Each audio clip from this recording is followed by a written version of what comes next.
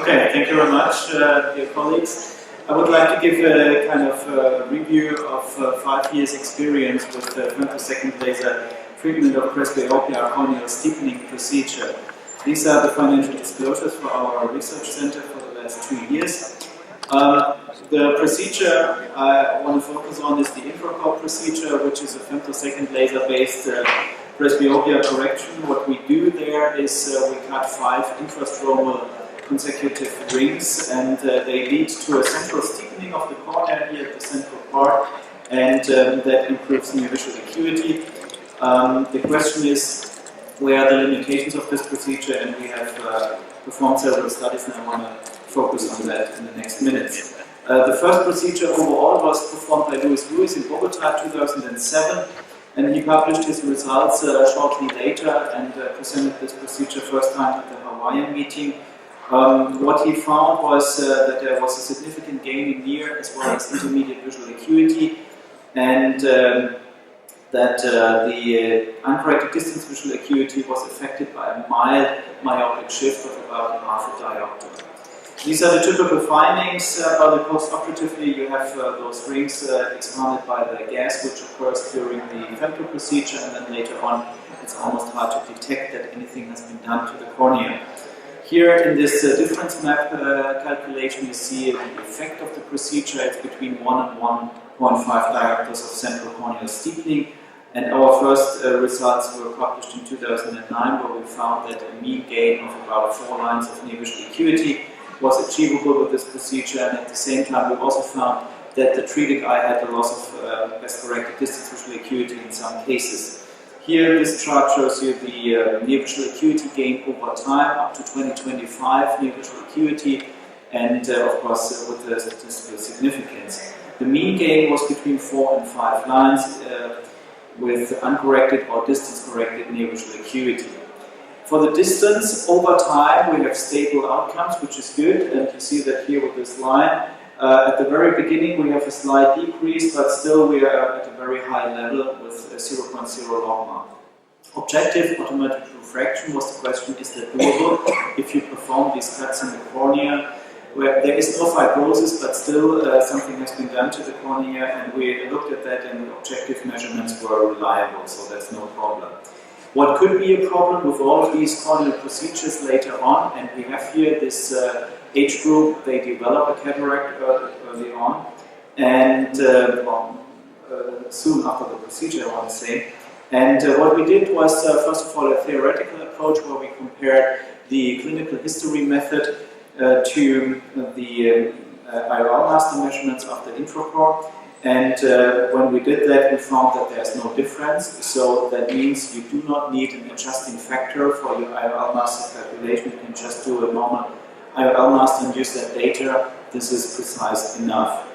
We were also able to perform that in our first patients for cataract surgery. Here's a case, he underwent the intracorneal procedure and later on developed a subcapsular cataract in 2010. And here you see the post-cataract surgery visual acuity, distance and near stays at a high level, and the refraction was really immotropia. So the calculation of the IOL was just fine. A multi-center study has also been performed investigating the outcomes of the procedure. Here as well, stable functional results were seen, slight loss of corrected distance visual acuity, and what was also important, we were able to look with a larger number of patients at predicting factors if there is any correlation, for example with keratometry and all of that, but we did not find any correlation with keratometry, corneal thickness or the centration of those rings, and so the prediction of the procedure is a little bit of a problem. Near visual acuity in that study over time was also stable, and change of lines, near visual acuity gain was also between 4 and 5 lines. The loss of corrected distance visual acuity in the treated eye was up to 2 lines, and this was in the treated eye only, so the bilateral corrected distance visual acuity was still fine. The corneal changes is also a kind of topic that's discussed quite often. Do we get a further increase of that steepening? Therefore, we looked at all of our topographies up to 36 months post-op, And what we saw was that the mean value was always around 1, and this is stable over time and was not statistically significant in the post-operative follow-up time. So we have no induced ectasia. However, you really need to know that a LASIK procedure combined with intracorp can lead to an ectasia. Pachymetry here, the numbers was not affected since this is not an ablation procedure. Corneal asphericity, the Q value is slightly more negative after the procedure. Endothelial cell count was not affected, was same over time. Then the question arose, how can we handle patients that are really emetropic? At the very beginning I mentioned that we have a slight myopic shift of about half a diopter, therefore the question was, can we really treat emetropes?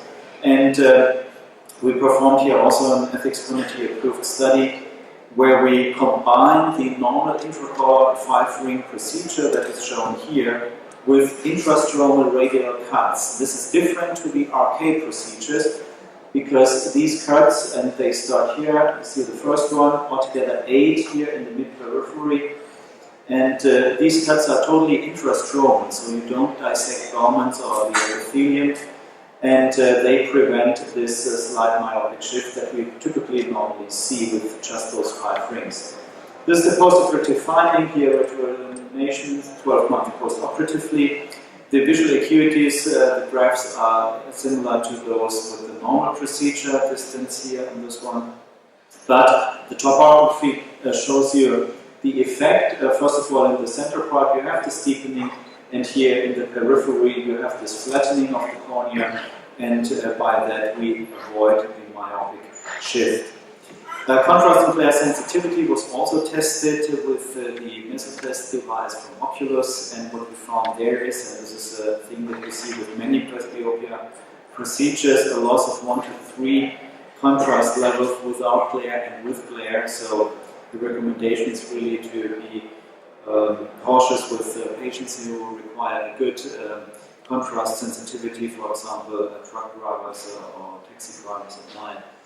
Bilateral treatment was also a question. How will the patient be and how will the outcomes be if we do a bilateral treatment? Therefore, we also performed a study in that regard. And what we found was that the near visual acuity was much better if you do a bilateral treatment. The white bars show you the bilateral outcomes. We have here 100% of patients achieve 0.3 logMAR near visual acuity or better. Whereas only 82% achieved that with a unilateral treatment. The distance uncorrected visual acuity was not affected, was similar if it is a bilateral or unilateral treatment. However, we found a specific difference if we look at the lines lost. If we do a bilateral treatment, then we have about 6% of the patients who lose 2 lines of corrected distance visual acuity bilaterally, and if we only do a unilateral treatment, the binocular visual acuity is not affected that much, it's only 1 line of loss. And that's the reason the recommendation is just to do it unilaterally. That was summarized in last year in one paper, all of these studies, and that leads to our selection criteria that are listed here. A typical patient should be between half a diopter and 1 plus 125. Normal inclusion-exclusion criteria, astigmatism, the subjective astigmatism should not exceed half a diopter, pachymetry at least 500 microns, and what's also recommendable is to test, to test this myopic shift preoperatively with contact lenses. The outcomes over 36 months are stable, 4 to 5 lines of near visual acuity gain. About 80% of the patients are really able to read without glasses. We have no regression. The corneal changes are really stable. It's minimally invasive, so we have a very low risk for infections. However, the loss of contrast sensitivity needs to be mentioned, the corrected distance visual acuity, which might be affected, as well as the limited retreatment possibilities. So, my conclusions about the intracorp procedure at the moment are this is only for selected patients recommendable. We need a very detailed informed consent what to expect and about the limitations of the procedure as well. The patients themselves, they like this minimally invasive feature of the procedure. However, further research is certainly necessary on the predictability and also on the corneal biomechanical changes that we induce with these cuts in order to better predict the outcome if we perform such a procedure.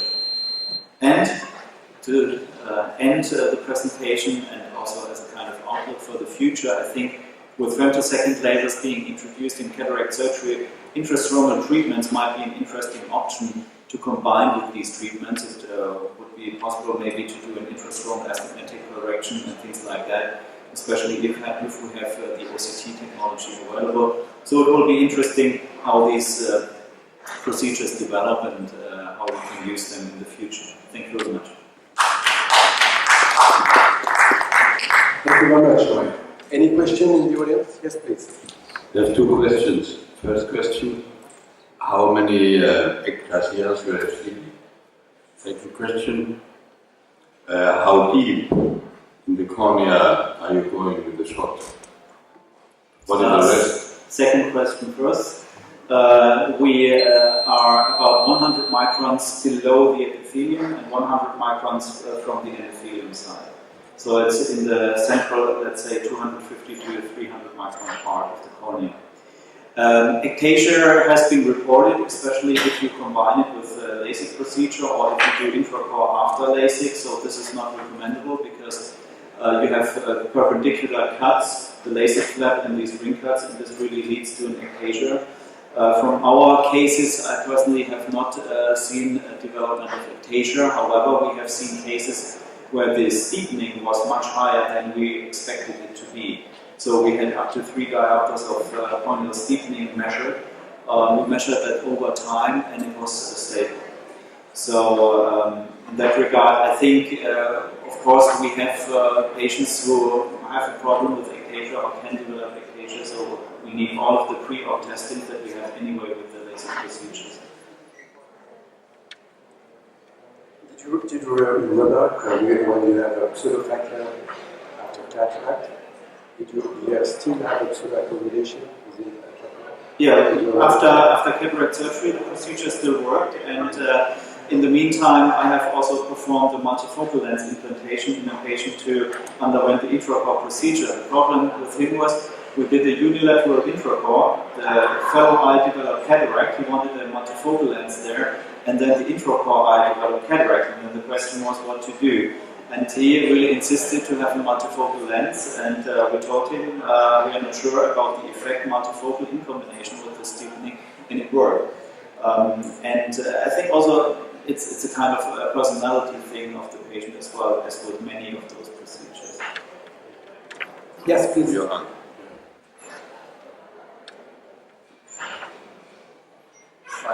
I'm sure you know about my intracore experience.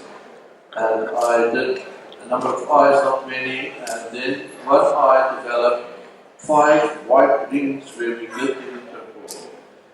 Now, I would like to know whether you have any theoretical explanation for those rings, because the patient's best corrected vision dropped to about 0.15, and obviously he insisted on reddening, and I had to do a corneal transplant PKP for him, free of charge of course.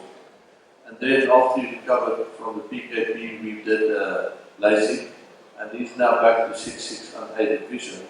But that was not a pleasant experience, and I know that the intracore promoters don't think that that's scientifically sound, but it happened, and I would like to understand why it happened. You have got any idea?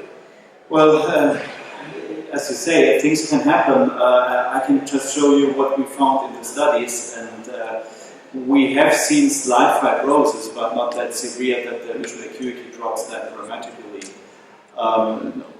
And the keratoplastic procedure was due to the fibrosis of those rings.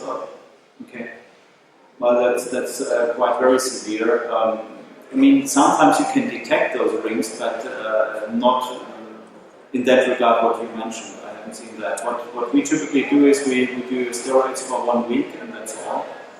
And I have not seen a case like that. What the patients sometimes report is they can really count these rings, that if they look at light that they see these rings, but they seem not to be affected very much. But from the very beginning, I was really very conservative, and I always said, just treat one eye, just treat the non-dominant eye, and don't do a bilateral treatment. I think these problems, like you mentioned, because we cannot really predict who will develop something like that, that should lead us to the decision just to treat, if we treat just one eye. Thank you very much.